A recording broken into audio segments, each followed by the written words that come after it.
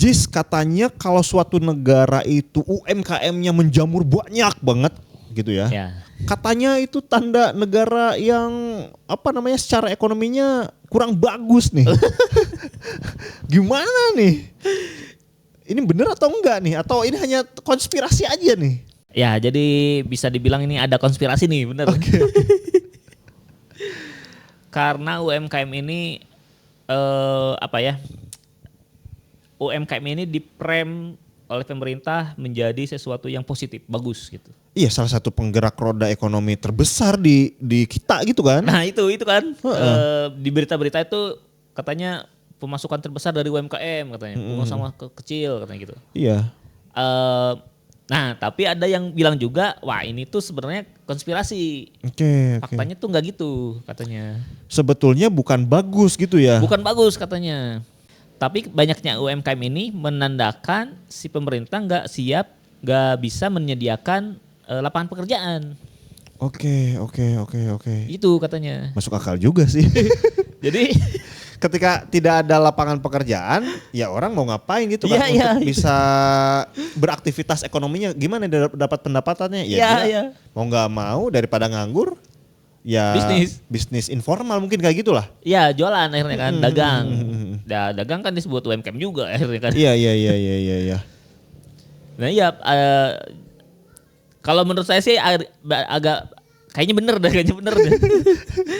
Karena banyak di Indonesia ya, atau bukan yang di Indonesia dah, yang saya tahu lah, banyak juga yang saya tahu itu orang bisnis itu bukan karena dia punya ide duluan atau dia pengen bisnis duluan gitu. Atau punya cita-cita pengen pebisnis gitu. Tapi memang ada momen dia nyari kerja dulu, nganggur akhirnya gitu. Nah ketika udah nganggur barulah dia nyari-nyari cara, kita bikin bisnis aja lah gitu. Iya. Nyari-nyari ide, nyari-nyari solusi ini buat masyarakat apa misalnya. Ya kehidupan kan butuh begitu, butuh nggak bisa diem gitu kan. Ya harus bergerak biar bisa dapat uang. Bener. Kalau nggak kerja ya gimana gitu kan. Berarti ya dagang mungkin opsinya gitu kan. Ya dagang akhirnya. Nah sehingga kalau begitu ada benernya juga nih. UMKM adalah pengangguran yang tidak diterima kerja, akhirnya bikin bisnis gitu. Iya. Kan? Karena terpaksa. Bener. Bener. Karena mereka pengen kerja gitu kan. Ya kalau ada pekerjaan yang mungkin bisa menggaji mereka, ya mereka pilih yang kerja mungkin. Iya. Kan persepsinya gini lah, bekerja itu kan secara ininya dia tiap bulan tuh ada pemasukannya, flat lah. Orang semua ngerti itu. Ya nyari mapan gitu kan. Bener, nyari mapan gitu. Kalau bisnis itu ya kita tahu juga nggak mapan. naik turun gitu kan. Naik turun. Kalau yang naik sih oke, orang seneng gitu kan. Tapi kalau pas turun sanggup nggak nih orang-orang, kan nggak mau gitu kan. Di fase itunya, dan makanya orang-orang kalau berpikir mungkin mayoritas mungkin gitu ya, lebih seneng nyari yang itu bekerja dulu. Cuman nggak ada lapangan bekerjanya gitu kan. Benar. Karena gini, bisnis yang bisnis yang mapan lah. Bisnis yang mapan biasanya memang udah kelihatan dari modalnya gitu. Oke. Modalnya, terus dari cara dia stok barangnya gitu ya. Gak mungkin dong misalkan pebisnis besar tapi stoknya cuma ada 5,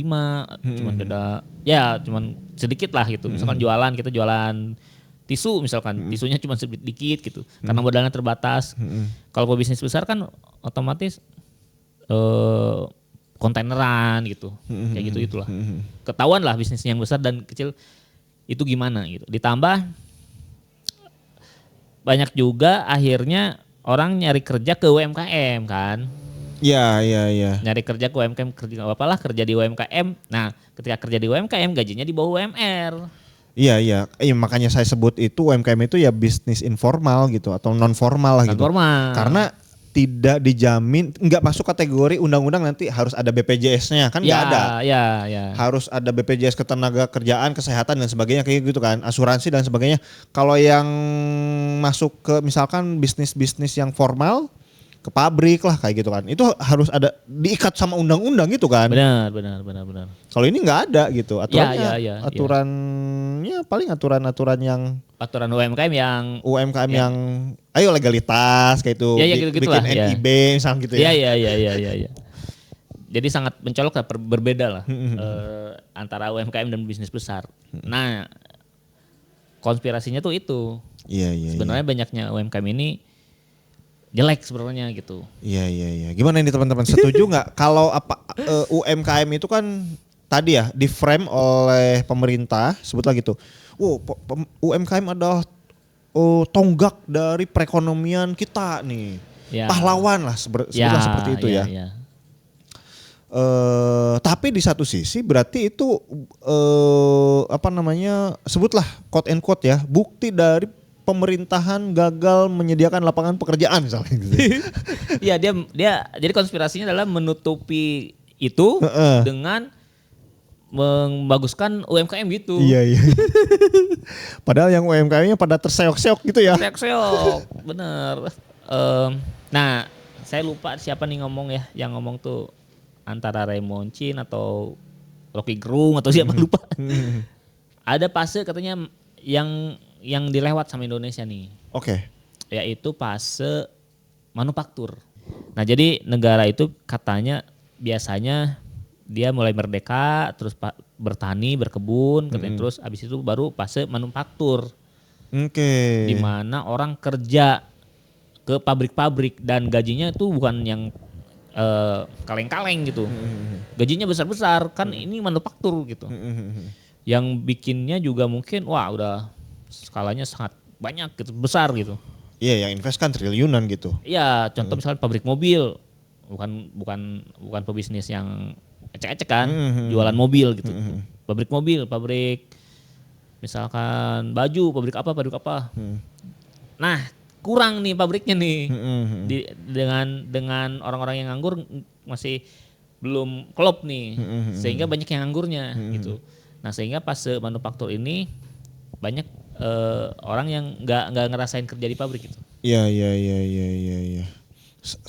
Istilahnya jadi terlewat lah kayak gitu ya. Jadi terlewat ya. Fase itu. Harusnya negara bisa mendatangkan pabrik-pabrik atau membangun pabrik sendiri. Mau itu pabrik sendiri atau brand sendiri atau misalnya dari luar gitu ya. Yang penting manufaktur aja, memproduksi massal gitu. Iya. Sedangkan sekarang udah dunia itu udah AI gitu ya. Ya, sekarang udah AI. Digital gitu. Udah digital yang basisnya AI gitu kan. Ya. Yang sebelumnya kan mungkin orang udah baru digital dulu tuh. Belum AI-nya, tapi sekarang udah digital yang AI gitu. Digital yang AI benar, udah digital yang kedua lah. Gitu, udah fase next-nya gitu kan.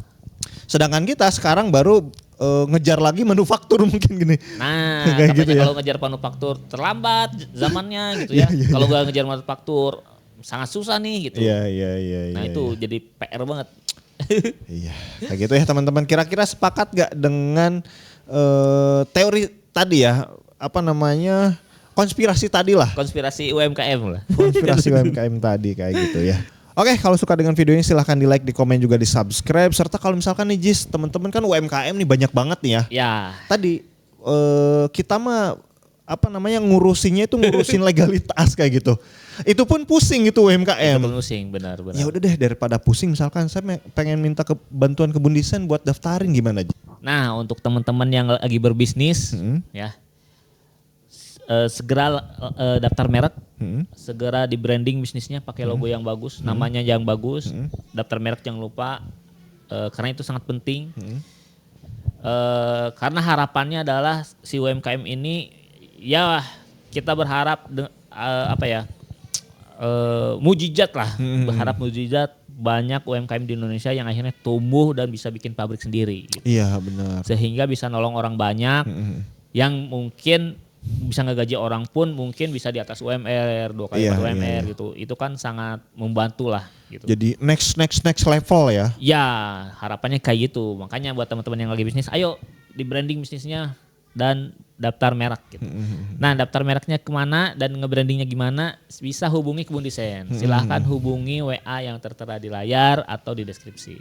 Iya kayak gitu ya, gampang banget teman-teman. Oke, thank you. Sampai jumpa di video kita selanjutnya. Bye-bye.